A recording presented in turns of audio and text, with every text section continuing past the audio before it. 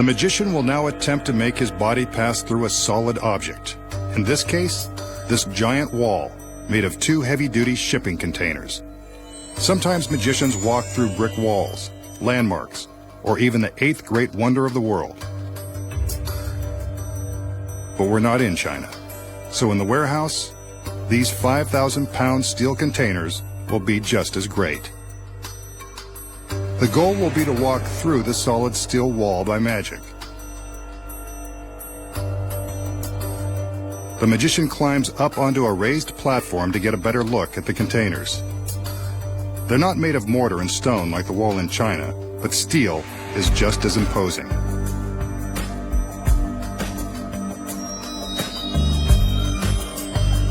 The magician sizes up his opponent and raps on the side to prove that this is a solid wall of steel. Getting through is going to pose quite a challenge. He climbs back down, allowing his assistants to lower some shades that are attached to the metal frame on the platform.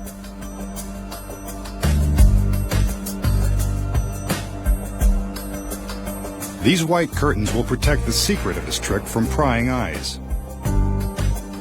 But don't worry, he's bound to show you the secret sooner or later. The shade in the back has a hole that will allow a beam of light to shine onto the shade in front. Although the magician doesn't want you to see everything yet, he will allow the audience to see his shadow behind the shade. There is an identical setup on the opposite side of the containers. You'll see that in just a minute. It's been said that Sir Arthur Conan Doyle, creator of Sherlock Holmes, believed the great Houdini could dematerialize and pass through solid objects. Let's see if the magician can make believers out of us. Now that the assistants are done with their preparations, the magician prepares to take his place behind the shade. This is the last time we'll see him until he emerges on the other side, if he can. There we see a silhouette on the shade.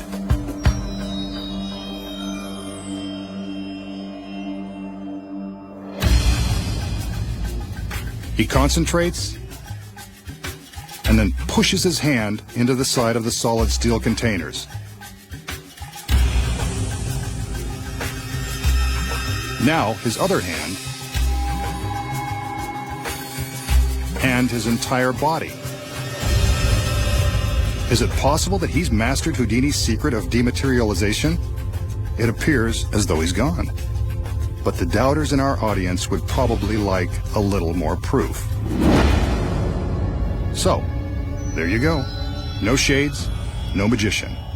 He's either vanished or traveling through the steel, particle by particle. The challenge now will be to reassemble on the other side. The camera is following his path through the stacked containers. Remember, the containers were examined and no trapdoors were found. On the other side, his assistants are placing a white fabric panel over a section of the metal. What's this? It appears as though the magician is poking his hands through the fabric, desperately trying to escape from the steel. Or is it Houdini, back from the grave? This is getting creepy. Better let him out of there.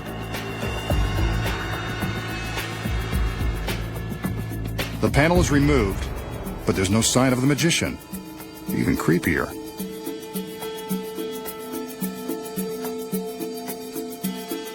A shade is placed on the front of the platform, again to protect the secret of his rematerialization.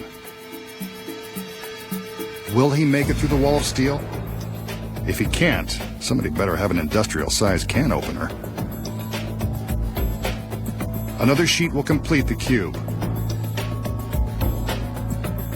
As we can see, there are no shadows inside, no sign of the magician, yet.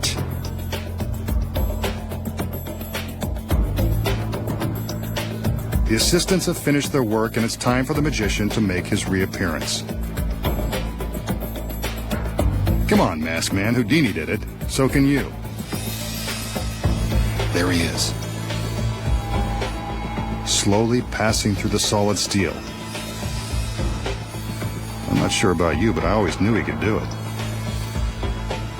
Then again, I've read the script.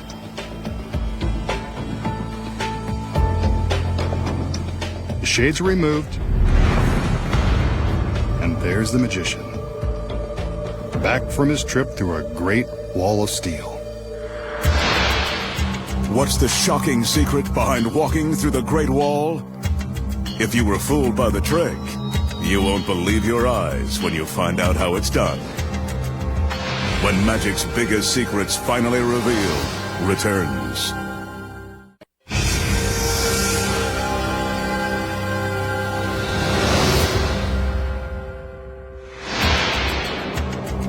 We just saw the masked magician take on these giant shipping containers.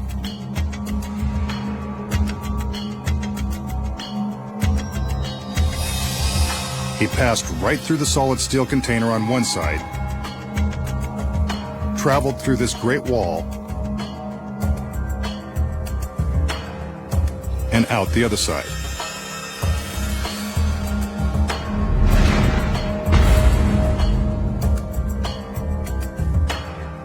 But was his journey as dramatic as it looked?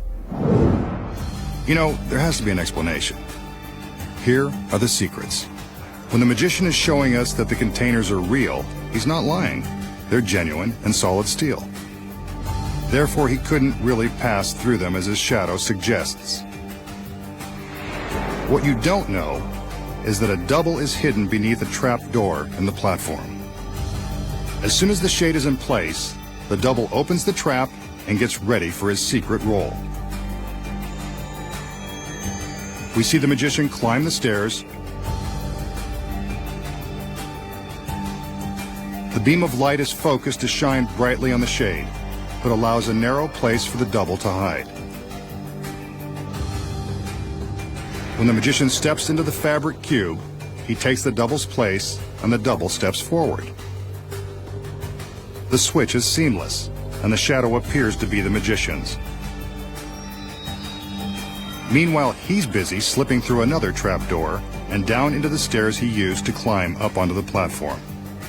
While we're looking at the shadow, we don't even notice his escape into the staircase. Once he's inside, he's ready to be wheeled to his final destination on the other side of the wall. Whenever magical assistants are wheeling stairs around, you can be sure someone's hiding inside.